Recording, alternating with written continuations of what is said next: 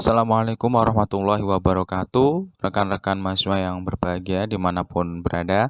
Pada kesempatan kali ini kita akan belajar tentang keadvokatan bersama saya Alfian Qodri Azizi, SHI MH.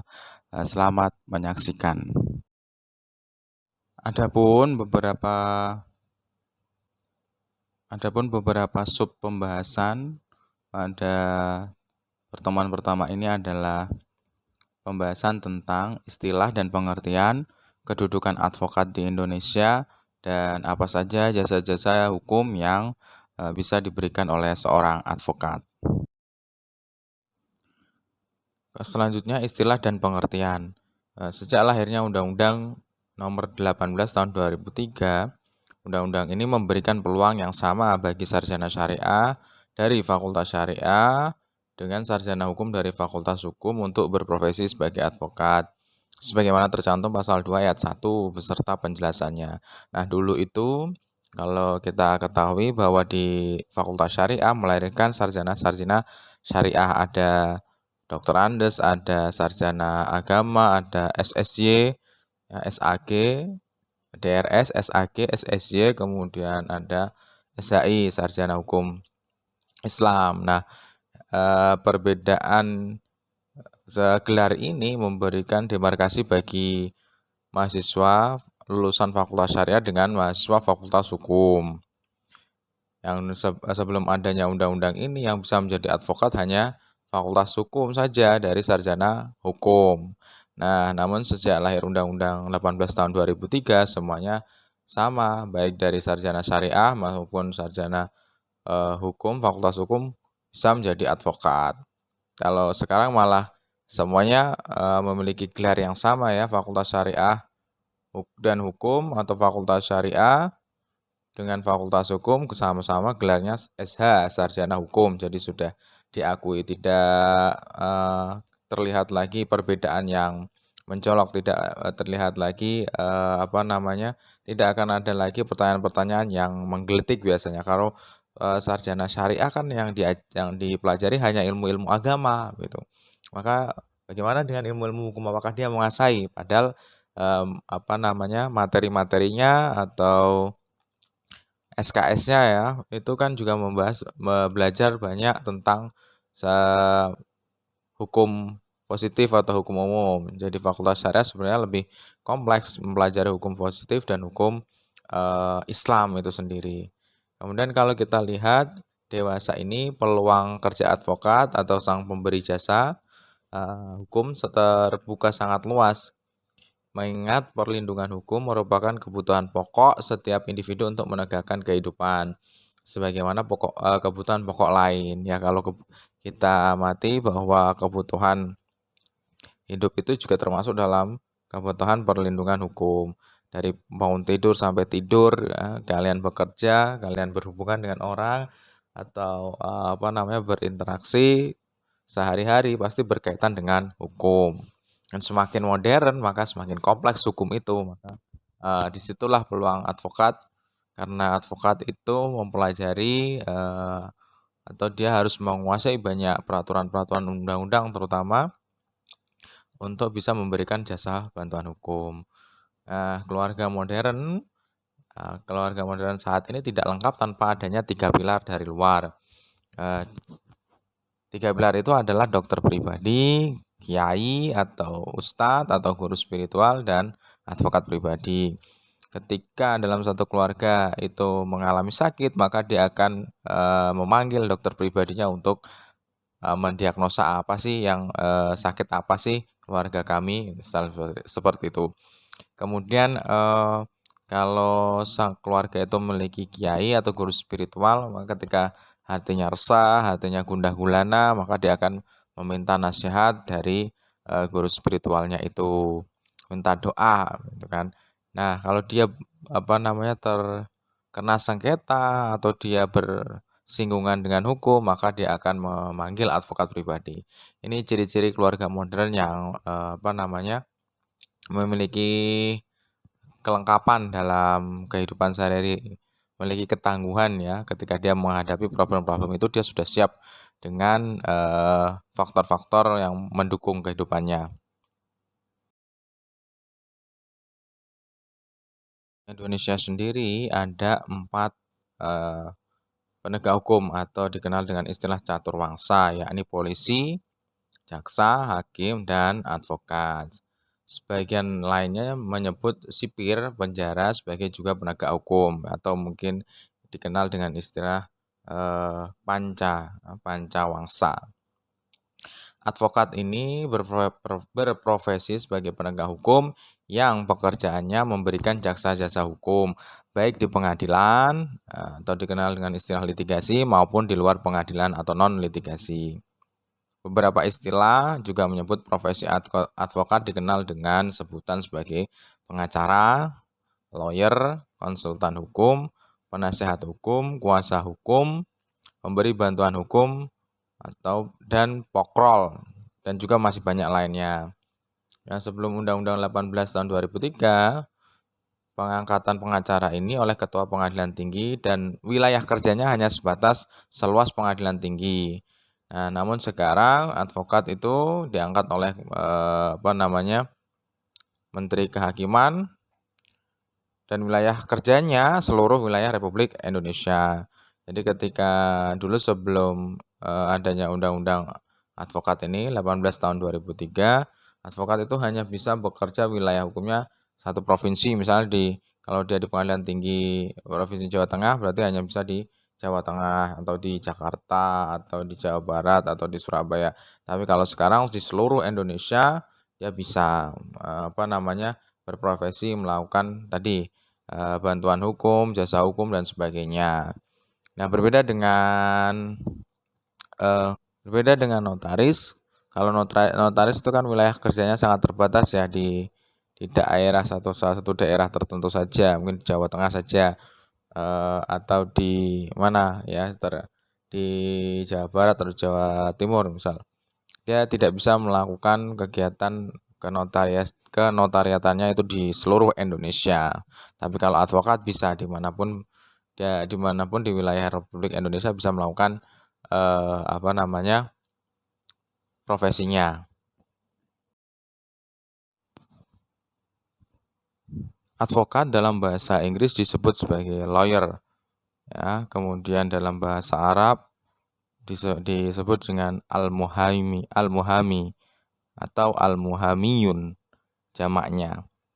Ya, kalau kita dengar istilah advokasi nih, kita melakukan advokasi, berarti advokasi itu adalah pekerjaan advokat, ya, dari kata kerja verb, yakni mendampingi, membantu, atau mewakili kliennya dalam menyelesaikan kasus-kasus hukum maupun di luar hukum. Ya, mau kasus-kasus di luar hukum apa? Ya, mungkin melakukan kerjasama, ya, diberikan nasihat-nasihat, kemudian jual beli atau macam-macam ya.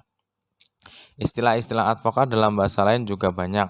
Hal ini menunjukkan bahwa profesi advokat itu sudah sangat tua, sehingga hampir semua budaya dan bahasa di dunia mengenal istilah advokat sebagai penegak hukum. Istilah advokat yang populer di telinga masyarakat Indonesia sebenarnya dari bahasa Belanda atau bahasa Inggris. Sedangkan istilah asli Indonesia untuk sebutan profesi advokat adalah pokrol bambu, yaitu biasanya konotasinya agak negatif ya. Pokrol bambu berarti orang yang suka berdebat, ngeyel, dan berani. Ya, karena memang terkesan profesi advokat adalah tipe-tipe orang yang pandai berdebat dan berani, ngeyelan ya.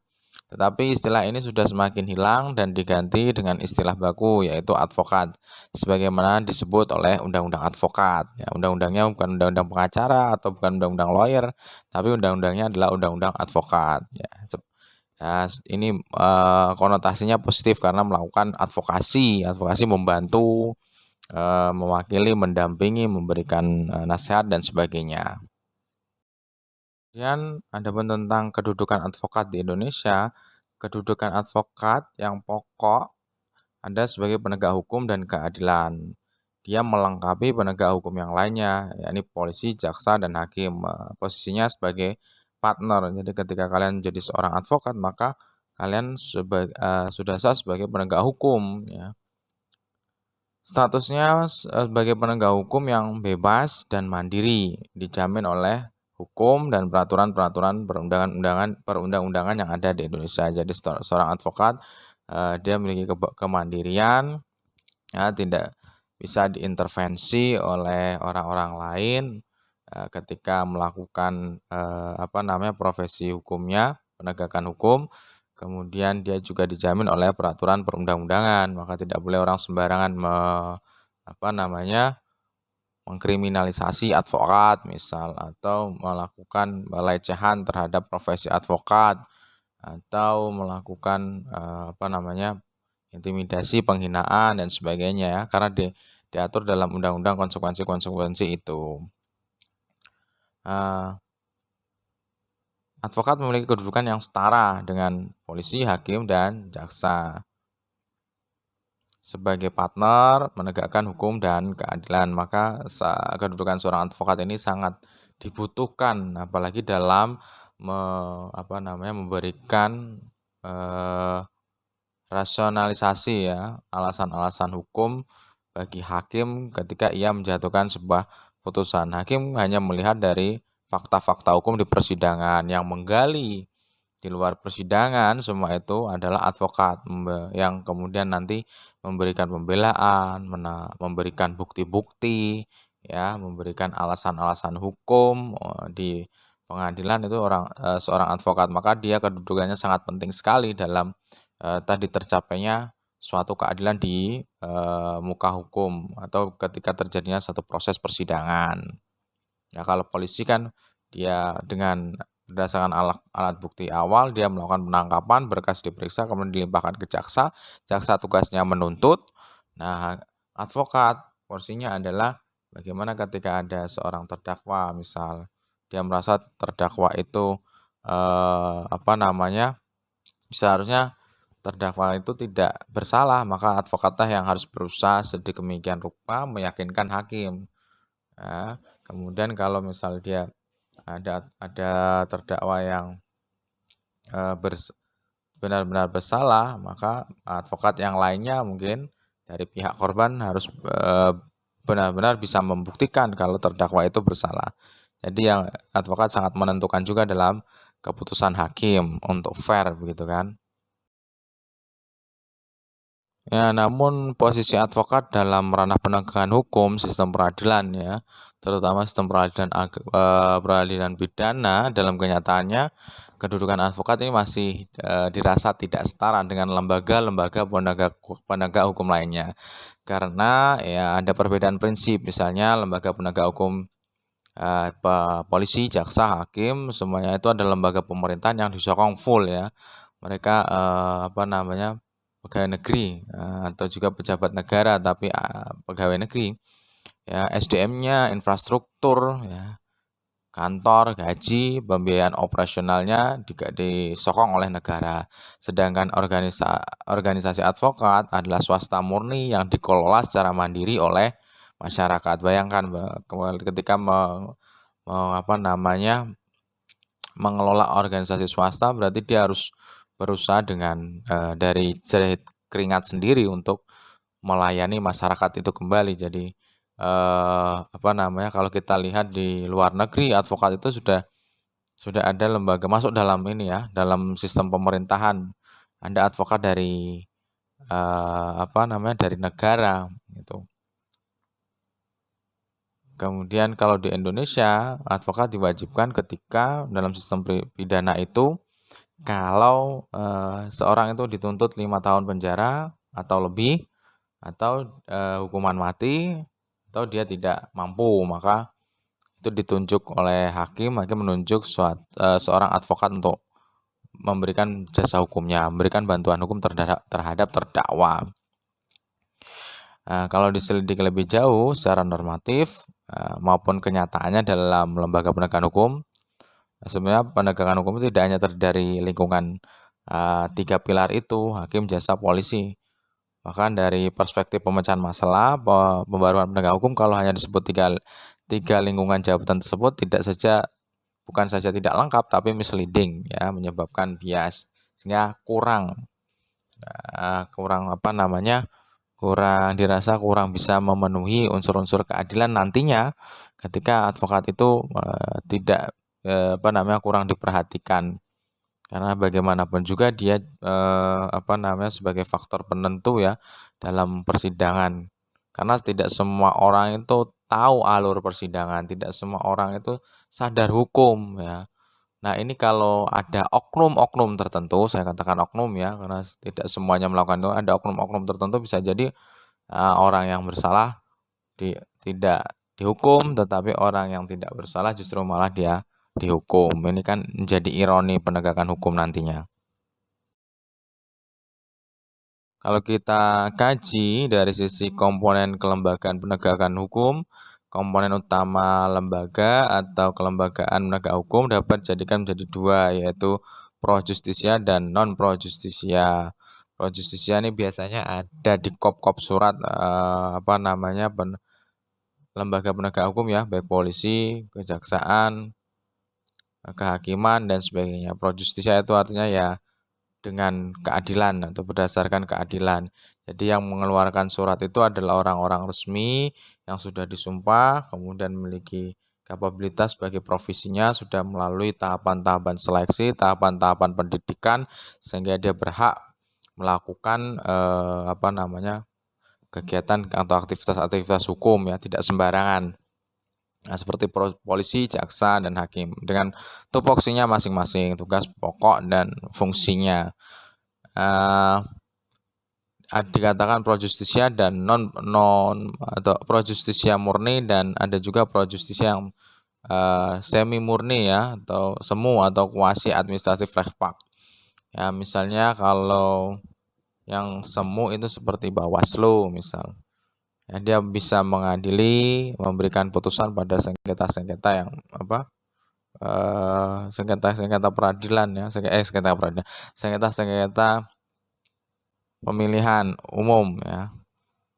Itu semu peradilan semu atau kuasi administratif Rekpak, atau mungkin KPK dan sebagainya. Ya, dia punya kerja-kerja untuk menjadi polisi ya, untuk melakukan penyidikan, bekerja sama juga dengan kepolisian atau BNN dan sebagainya ya.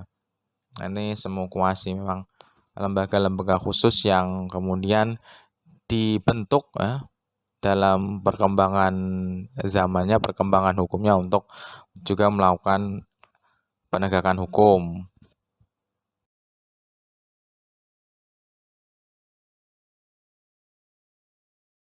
Kan lembaga penegak hukum non pro justisia dapat dibedakan menjadi kelembagaan dalam lingkungan pemerintahan dan di luar pemerintahan. Entah kenapa nama istilahnya non pro justisia ya. Kalau pro justisia tadi berdasarkan keadilan, ada juga non pro justisia. Tapi maknanya bukan berarti bukan tidak berkeadilan, tapi memang non pro justisia ini istilahnya lembaga yang diberi wewenang polisionil atau kewenangan-kewenangan khusus ya untuk melakukan kegiatan-kegiatan sehingga hukum itu bisa berjalan semestinya. Misalnya ada jabatan keimigrasian, bea cukai, perpajakan dan lain-lainnya. Ya, ini juga mengatur bagaimana itu ketika ada kewajiban-kewajiban yang harus dipenuhi dalam imigrasi. Ya, seorang imigran dari luar misalnya kedatang Indonesia harus lengkap paspornya dan sebagainya. Bea cukai, barang dari luar mau ke Indonesia juga harus dipenuhi syarat-syaratnya, ya, pajaknya, kemudian perpajakan juga. Orang Indonesia wajib bayar pajak untuk pembangunan negara. Nah, dia menjalankan kewenangan-kewenangan khusus untuk membantu penegakan hukum. Sedangkan lembaga penegak hukum di luar pemerintahan adalah badan-badan yang diselenggarakan oleh masyarakat seperti advokat, ya, notaris, mediasi atau mediator, kemudian arbitrase atau seorang arbiter melakukan tugasnya. Ya, ini sebagai lembaga-lembaga yang diberi wewenang menyelesaikan sengketa yang bersifat perdamaian. Ya, dari uraian tersebut maka advokat itu adalah lembaga di luar pemerintah atau swasta, maka ya pastinya ketika seorang advokat itu melakukan profesi, karena dia profesi berarti dia ada honorarium atau ada fee-nya atau ada gajinya. Nah, gaji ini diberikan oleh siapa? Karena dia memberikan jasa, Ya, berarti seorang yang membutuhkan jasanya atau klien ya. Istilahnya kalau dalam advokat itu kliennya.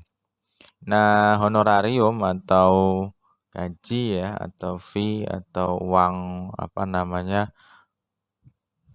Uang honor ya, diberikan kepada advokat dengan batas yang wajar dan atau dengan persetujuan kedua belah pihak sebagaimana diatur atas haknya ya, hak seorang advokat itu mendapatkan honor. Hak tersebut dilindungi oleh undang-undang advokat. Namun bagaimana jika semisal seorang itu butuh bantuan dari advokat kemudian dia nggak mampu bayar sama sekali. Maka advokat tidak boleh mengabaikannya karena dia disumpah ya. Kalau dalam sumpah advokat itu ada. Jadi wajib memberikan bantuan secara cuma-cuma kepada pencari keadilan yang tidak mampu. Bayangkan ketika seorang itu tidak mampu, dia harus bertanya kepada siapa, dia harus meminta bantuan kepada siapa. Tentu nggak bisa kepada polisi, nggak bisa kepada jaksa, nggak bisa kepada hakim, tapi hanya kepada advokat. Makanya dia eh, kebutuhan advokat itu sebagai jantung ya, jantung di masyarakat. Jika masyarakat bagaimana ketika masyarakat itu bisa hidup dan mendapatkan keadilan ya dari para jerit payah seorang advokat juga ya. Namun kedudukan advokat sebagai lembaga penegak hukum di luar pemerintahan menggambarkan bahwa profesi tersebut belum masuk sebagai subsistem dari sistem peradilan di Indonesia. Baik pidana maupun perdata ya, sistem peradilan pidana maupun perdata, advokat rasanya belum masuk dalam subsistem tersebut. Padahal jika diamati peran advokat dalam memberikan sebagai penasihat hukum, seharusnya dia bisa masuk atau ditambahkan menjadi bagian dari subsistem peradilan, terutama dalam perkara pidana ya. Sebagaimana Prof. Mulyadi menyatakan bahwa ya, peradilan pidana mempunyai perangkat struktur atau subsistem yang seharusnya bekerja secara koheren, koordinatif, dan integratif agar dapat mencapai efisiensi dan efektivitas yang maksimal. Seperti yang saya katakan tadi, ada polisi, ada jaksa, ada hakim, ada advokat. Nah, peran advokat sangat penting dalam proses peradilan. Maka dia seharusnya bisa masuk dalam subsistem ini, ya, bekerja secara koordinatif dengan kepolisian, kejaksaan, kemudian lembaga pengadilan dan lembaga pemasyarakatan. Ya. Terlepas dari pro kontra kedudukan advokat dalam sistem penegakan hukum di Indonesia, apakah setara atau tidak, tetapi yang jelas disepakati oleh masyarakat dunia bahwa advokat adalah profesi yang mulia atau sering disebut dengan officium nobile. Ini karena profesi advokat dalam sejarahnya tidak hanya sebagai penegak hukum di pengadilan, tetapi dia punya peran yang sangat luas sebagai pembela masyarakat yang tertindas oleh penguasa, masyarakat yang terzolimi, ya, siapa lagi yang bergerak dan paham oleh hukum, melakukan advokasi, ya tiada lain adalah seorang advokat yang karena dia punya kewenangan ya, baik di luar pengadilan atau di dalam pengadilan. Dia juga bisa melakukan tugas-tugas seorang mediator, negosiator, dan sebagainya. Ya, kalau masyarakat awam kan dia tidak punya hak untuk bisa masuk ke dalam melakukan advokasi di dalam persidangan atau di pengadilan atau litigasi. Ya, dia melindungi masyarakat yang lemah, kemudian memperjuangkan hak-hak asasi manusia yang terabaikan. Ya advokat harus berada di baris paling depan ya mengadvokasi masyarakat yang terzolimi atau tertindas. Pada perkembangan berikutnya, profesi advokat berubah orientasi menjadi profesi yang pencahariannya untuk memperoleh profit ya. Ya memang disadari atau secara kebutuhan seorang advokat juga manusia, dia perlu mencukupi kebutuhan-kebutuhan alamiahnya ya, makan, minum, punya rumah, menikah dan sebagainya. Tetapi tidak boleh semata-mata advokat itu hanya mencari profit, dia hanya mau melayani atau memberikan bantuan hukum bagi orang-orang yang kaya misalnya, atau orang-orang yang orang-orang yang memiliki jabatan. Makanya dikatakan dia itu memiliki profesi yang mulia karena ide atau cita-citanya profesi advokat adalah tadi ya, membantu, melindungi, kemudian memberikan hak-haknya bagi orang yang tertindas ya. Makanya dia harus siap melakukan profesi itu meskipun misal orangnya tidak mampu. Nah, makanya diaturlah kode etik, diaturlah sumpah ya, sumpah profesi advokat itu juga seperti itu. Juga ada aturan-aturannya sehingga berjalannya profesi advokat itu tidak menyimpang dari cita-citanya, dari nilai-nilai filosofisnya. Ya, nilai-nilai idealisme advokat sebagai penegak hukum dan keadilan harus tetap melekat pada diri seorang advokat, apalagi advokat-advokat syariah, karena tahu bahwa ketika kita membantu seseorang pasti ada pahala ya. Pahala itu tidak bisa kita lihat di dunia karena investasinya investasi akhirat ya, yang akan memberi lebih baik adalah Allah Subhanahu wa taala. Dalam Islam, penegakan hukum dan keadilan menjadi salah satu prinsip ajaran yang pokok. Maka kedudukan penegak hukum ya, seorang yang menegakkan hukum, kedudukannya sangat penting. Apapun atau siapapun sebutannya tidaklah begitu penting, tapi orangnya itu sangat penting. Sebutannya bisa macam-macam ya, advokat, hakim, lawyer ya, atau polisi. Sebutan untuk seorang penegak hukum itu macam-macam, tapi yang substansi bukan sebutannya tapi penegakan hukumnya. Dalam Al-Quran maupun hadis banyak yang ditemukan perintah menegakkan hukum secara adil berdasarkan hukum-hukum Allah. Setiap individu ya, semua secara umum general setiap individu wajib ain hukumnya untuk turut menegakkan hukum, di samping penegak hukum yang memang secara khusus ditugasi untuk itu. Oleh karenanya kedudukan advokat sebagai penegak hukum menjadi fardhu kifayah, atau artinya setiap komunitas masyarakat, misalnya satu desa, harus ada salah satu yang tampil menjadi advokat. Karena dengan menjadi advokat ini orang akan lebih mudah dengan kompetensi yang dimilikinya untuk menegakkan hukum secara maksimal dalam upaya melindungi kepentingan masyarakat ya. Kalau menegakkan hukum siapapun wajib main. Tapi kalau menjalani profesi sebagai advokat, setidaknya ada fardu kifayah. Fardu kifayah, satu komunitas itu misal satu desa menjadi seorang advokat ya, karena akan memudahkan dengan kompetensinya yang dimiliki seorang advokat itu bisa menegakkan hukum secara maksimal. Menegakkan hukum berarti menjalankan perintah Allah sesuai dengan syariatnya. Ya, teman-teman bisa buka kitab suci Al-Quran ya, tentang perintah penegakan hukum bagi orang lain yang melanggar maupun perintah agar setiap individu itu berlaku adil.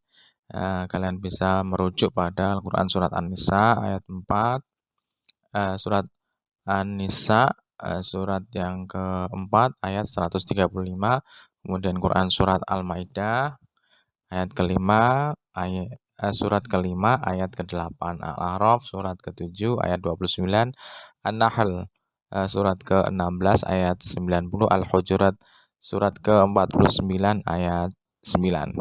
Dan macam-macam banyak ya. Kalau kita baca Al-Quran itu pasti ada ayat-ayat untuk seorang itu berlaku adil dan menghindari perilaku zalim. Karena itu sangat dibenci oleh Allah Subhanahu wa taala. Begitu juga ada hadis Nabi yang sangat tegas ya. Meskipun misal seorang pencuri itu adalah putrinya sendiri, maka seandainya seorang pencuri itu adalah Fatimah, maka dia tetap menegakkan untuk hukum potong tangan di sini.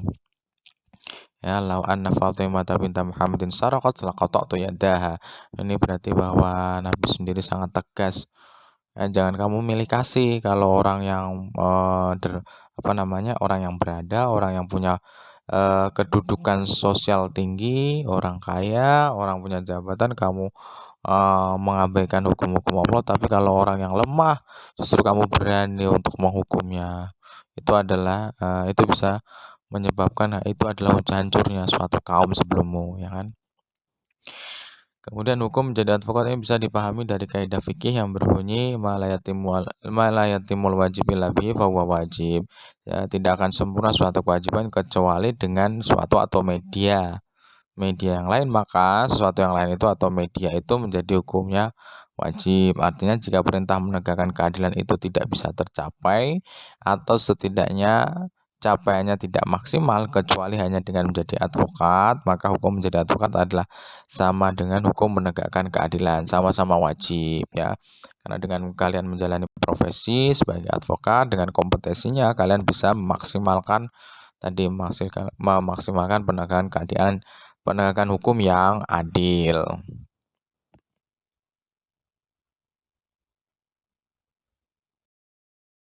Ya, next, jasa-jasa hukum advokat. Ya, apa saja sih jasa-jasa yang bisa diberikan kepada seorang yang bisa diberikan dari seorang advokat kepada klien atau orang yang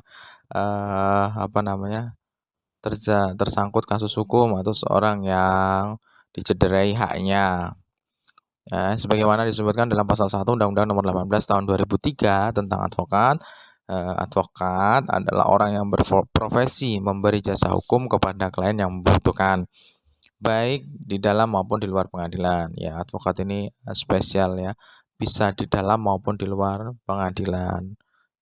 Karena kalau misal jaksa dia hanya ketika melakukan aktivitas atau profesinya di dalam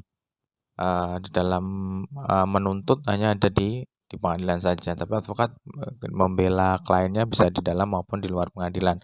Dalam ayat 2 dijelaskan jasa hukum adalah jasa yang diberikan advokat berupa memberi konsultasi hukum, bantuan hukum, menjalankan kuasa, mewakili, mendampingi, membela, dan melakukan tindakan hukum lain untuk kepentingan klien. Nanti akan dibahas satu persatu. Kemudian konsultasi hukum. Jasa hukum yang pertama adalah memberikan konsultasi, ya, saran-saran hukum atau legal advice.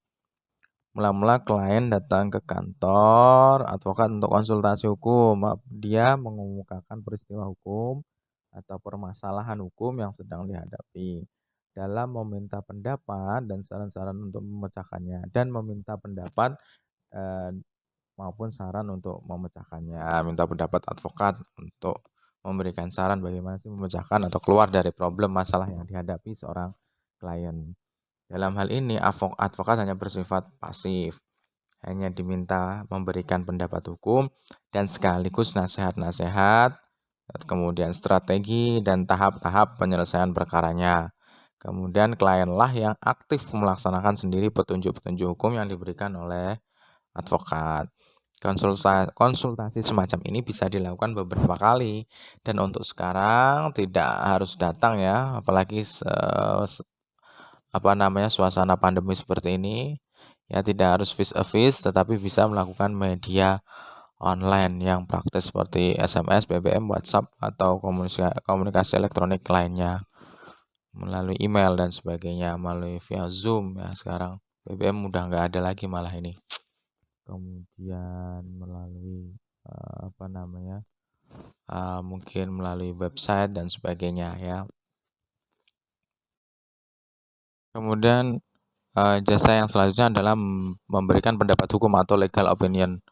Ada kalanya klien hanya meminta pendapat hukum atau fatwa hukum terhadap suatu peristiwa yang belum ada dasar atau mungkin tidak jelas, kabur. Pendapat hukum juga diperlukan ketika hendak memahami dan menerapkan suatu teks hukum berupa peraturan perundang-undangan. Misalnya, seorang kepala sekolah hendak memungut iuran guna membangun gedung perpustakaan sekolah yang mendesak. Sementara ada peraturan menteri dan surat edaran wali kota yang melarang pungutan kepada murid baru. Maka dia menulis surat resmi atau datang ke kantor advokat untuk meminta pendapat hukum.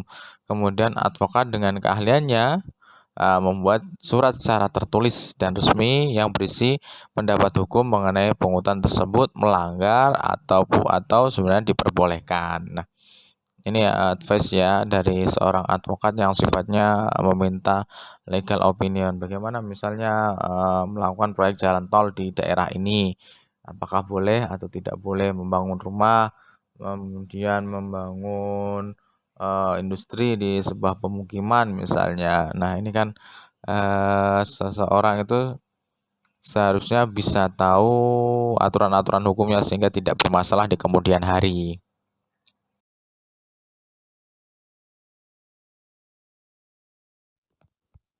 Adapun jasa-jasa hukum advokat lainnya yaitu membuat legal drafting atau menyusun rancangan undang-undang atau anggaran dasar, anggaran rumah tangga, dan juga draft kontrak-kontrak ya.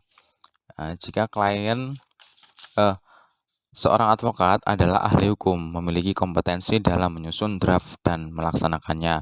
Kemampuannya sebagai legal drafter inilah yang sering diminta jasanya untuk menyusun peraturan perundang-undangan yang akan diusulkan ke badan legislatif ataupun peraturan-peraturan organisasi ya semacam anggaran dasar atau anggaran rumah tangga agar peraturan-peraturan itu atau landasan-landasan suatu organisasi tidak bertentangan dengan peraturan perundangan yang lebih tinggi ya. Organisasi itu tidak boleh menyeleweng dari Pancasila, Undang-Undang Dasar ya sehingga dia menjadi suatu organisasi yang legal.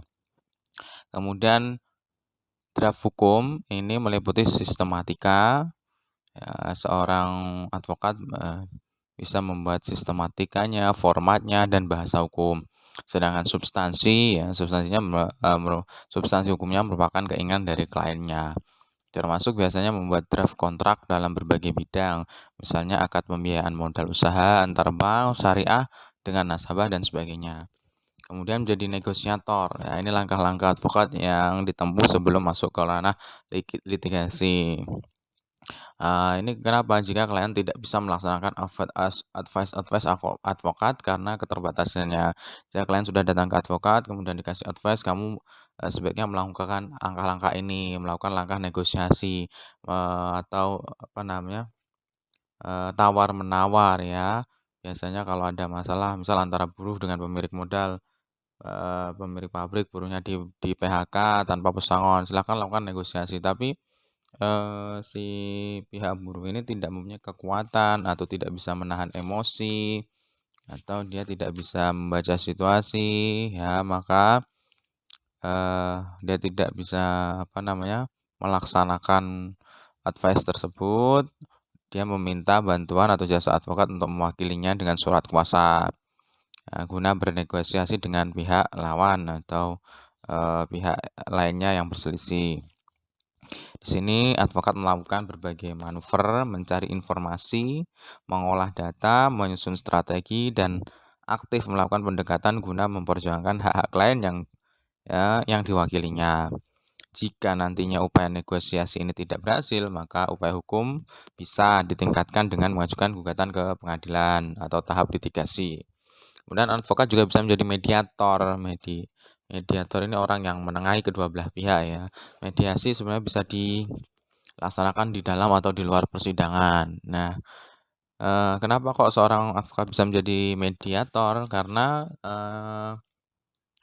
jika misalnya pihak yang diwakili pada awalnya ini menginginkan beberapa hak untuk diberikan, kemudian sang advokat menjalin komunikasi dengan pihak yang satu, pihak lawannya untuk bagaimana bisa memberikan hak-hak yang menjadi kewajiban salah satu pihak. Kemudian dia lawannya merespon dan mempercayai. Ya udah kita ketemu yuk, kita bahas kedua belah pihak agar dua-duanya mendapatkan keadilan, dua-duanya juga mendapatkan win-win solution, jalan tengah yang terbaik. Nah, maka advokat harus benar-benar ketika dipercayai ya, dipercaya kedua belah pihak, maka dia harus benar-benar di tengah-tengah, menjadi penengah yang adil dan tidak memihak guna mencarikan alternatif solusi, baik berdasarkan hukum yang berlaku maupun berdasarkan kelaziman lokal. Disinilah advokat berfungsi sebagai juru damai atau sebagai hakam. Nah, advokat juga Biasanya para advokat ini juga mengambil pelatihan-pelatihan mediator ya, sebagai mediator, sebagai mediasi, sehingga dia bisa dipakai di luar atau di dalam pengadilan. Kemudian selanjutnya adalah yang pasti dia menjadi kuasa hukum di pengadilan. Jika sengketanya tidak bisa diselesaikan di luar pengadilan dengan cara mediasi atau negosiasi, maka berdasarkan surat kuasa khusus, advokat mewakili klien. Nah, ada kalanya sengketa perdata tidak bisa diselesaikan dengan cara negosiasi maupun mediasi di luar pengadilan. Biasanya kalau ke ranah perdata kan lebih baik diselesaikan dengan cara baik-baik ya, dengan cara kekeluargaan berdasarkan kerelaan kedua belah pihak gitu. Kalau dia tidak sanggup bayar hutang gimana? Ya udah, apakah dikasih tempo, jangka waktu, atau dikasih tambahan modal sehingga nanti dia bisa mendapatkan keuntungan yang ganda dan bisa menyelesaikan. Nah, tapi kalau perdata sengketanya tidak bisa diselesaikan di luar pengadilan, maka disinilah fungsi advokat sebagai kuasa hukum yang bertindak untuk dan atas nama klien dengan surat kuasa khusus. Dalam perkara perdata, seorang advokat dapat mewakili secara penuh dari kliennya ya. Misalnya dalam sengketa waris atau sengketa hak milik, kliennya tidak perlu datang menghadiri sidang-sidang pengadilan kecuali dalam agenda-agenda tertentu seperti dalam mediasi. Hakim bisa memerintahkan agar pihak in person dihadirkan. Misalnya mediasi perceraian di awal, biasanya hakim meminta pihak yang in person itu yang bersangkutan asli ya, yang pihak penggugat atau tergugat asli harus datang. Tapi biasanya ada juga yang ditolerir ya, ketika misal penggugat atau tergugatnya itu lagi tugas jauh di pedalaman Papua misalnya, dia mewakili kuasa untuk mengatakan bahwa untuk saat ini saya tidak bisa hadir, mohon ditunda misalnya. Ya, sedangkan sidangnya itu di Jawa ya, karena mungkin objek sengketanya di Jawa atau para pihak yang lain ada di Jawa, maka bisa membutuhkan untuk mewakili. Nah, dan juga yang misalnya lagi di luar negeri atau menjadi tenaga kerja di luar negeri, maka ini bisa diwakili secara penuh oleh kuasa hukum. Nah, kemudian yang terakhir adalah menjadi pendamping dan pembela hukum. Dalam perkara-perkara pidana, ada juga kedudukan advokat itu tidak bisa tidak bisa mewakili secara penuh. Misal lagi diperiksa nih, seseorang diperiksa menjadi tersangka atau sebagai saksi di kepolisian, dipanggil, diperiksa, makanya advokat tidak bisa menggantikan posisinya, karena yang tahu sebagai saksi atau sebagai tersangka adalah pihak yang bersangkutan, adalah orang yang yang bersangkutan ya, yang secara khusus itu. Advokat nggak bisa ditanyai orang, dia bukan yang melakukan, bukan yang, kalau saksi bukan yang melihat atau mendengar atau mengetahui. Kalau tersangka ya orang yang melakukan perbuatan melanggar hukum. Nah, makanya hanya mendampingi ya. Hanya mendampingi agar si terperiksa, si tersangka atau saksi diperlakukan sesuai dengan haknya dan agar nantinya diberikan hukuman jika terbukti bersalah sesuai dengan kadar kesalahannya. Hal ini berbeda dalam sengketa perdata di mana advokat bisa mewakili klien secara penuh dalam proses penanganannya. Ya, kenapa kita butuh advokat? Biasanya agar tidak terjadi intimidasi ya. Orang bisa saja digiring ketika dia itu tidak bersalah tapi menjadi bersalah ya, karena tekanan dia nggak berani ngomong, karena tekanan dia nggak bisa istilahnya membela haknya, atau justru panik ya, ngomongnya sembarangan, bahwa justru malah itu memberatkan. Maka ketika advokat mendampingi atau ada hak yang dilanggar, ada prosedur yang dilanggar, dia bisa melakukan instruksi misal di situ ya. Begitu. Polisi juga pasti berhati-hati ketika ada advokat di situ, karena jika melakukan pelanggaran pastinya bisa diajukan tuntutan ya oleh seorang advokat kepada kepolisian.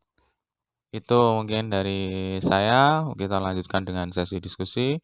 Semoga bermanfaat. Akhirul kalam, wassalamualaikum warahmatullahi wabarakatuh.